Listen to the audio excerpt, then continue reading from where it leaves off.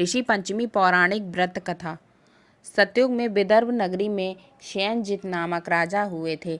वह ऋषियों के समान थे। उन्हीं के राज में एक कृषक सुमित्र था। उसकी पत्नी जयश्री अत्यंत पतिव्रता थी।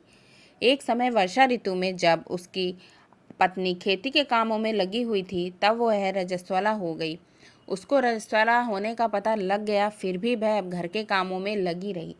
कुछ समय बाद वह दोनों स्त्री पुरुष अपनी अपनी आयु को भोग कर मृत्यु को प्राप्त हुए। जयश्री तो कुतिया बनी और सुमित्र को रजस्वला स्त्री के संपर्क में आने के कारण बैल की योनि मिली। क्योंकि ऋतु दोष के अतिरिक्त इन दोनों का कोई अपराध नहीं था, इसी कारण इन दोनों को अपने पूर्व जन्म का समस्त विवरण याद रहा। वे दोनों कुतिया और बैल के रूप में उसी नगर में अपने बेटे सुचित्र के यहाँ रहने लगे। धर्मात्मा सुचित्र अपने अतिथियों का पूर्ण सत्कार करता था। अपने पिता के श्राद्ध के दिन उसने अपने घर ब्राह्मणों को भोजन के लिए नाना प्रकार के भोजन बनवाए।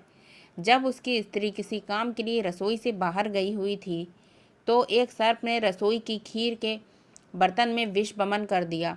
कुतिया के रूप में सुचित्र की माँ कुछ दूर से सब देख रही थी। पुत्र की बहू के आने पर उसने पुत्र को ब्रह्म हत्या के पाप से बचाने के लिए उस बर्तन में मुंह डाल दिया।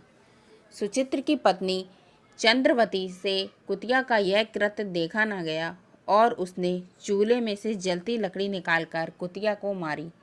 बेचारी कुतिया मार खाकर इधर उधर भागने लगी। चौके में जो जूठन आदि बची रहती थी, वह सब सुचित्र की बहू उस कुतिया को डाल देती थी, लेकिन क्रोध के कारण उसने वह भी बाहर फिकवा दी। सब खाने का सामान फिकवाकर बर्तन साफ करके दोबारा खाना बनाकर ब्राह्मणों को खिलाया। रात्रि के समय भूख से व्याकुल होकर वह कुतिया बैल के रूप में रह रहे अपने पूर्व पति के पास आकर बोली, हे स्वामी, आज तो मैं भूख से मरी जा रही हूँ।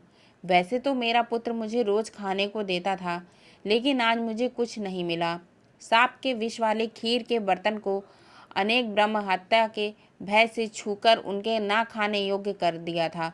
इसी कारण उसकी बहू ने मुझे मारा और खाने को कुछ भी नहीं दिया। तब वह बैल बोला, हे भद्रे, तेरे पापों के कारण तो मैं भी इस योनि में आ पड़ा हूँ और आज बोझा ढोते ढोते मेरी कमर टूट गई है। आज मैं भी खेत में दिन भर हल जुता रहा। मेरे पुत्र ने आज मुझे भी भोजन नहीं दिया और मुझे मारा भी बहुत। मुझे इस प्रकार कष्ट देकर उसने इस श्राद्ध को निष्फल कर दिया। अपने माता पिता की इन बातों को सुचित्र सुन रहा था। उसने उसी समय दोनों को भरपेट भोजन करवाया और फिर उनके दुखी से दुखी होकर वन की ओर चला गया। वन में जाकर ऋषियों से पूछता कि मेरे माता पिता किन कर्मों के कारण इन नीची योनियों को प्राप्त हुए हैं और अब किस प्रकार से इनको छुटकारा मिल सकता है। तब सर्वतमा ऋषि बोले, तुम इनकी मुक्ति के लिए पत्नी सहित ऋषि पंचमी का व्रत धारण करो तथा उसका फल अपने माता पिता को दो।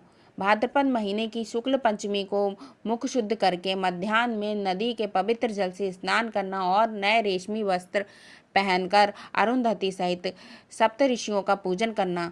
इतना सुनकर सुचित्र अपने घर लौट आया और अपनी पत्नी सहित विधि विधान से पूजन व्रत किया।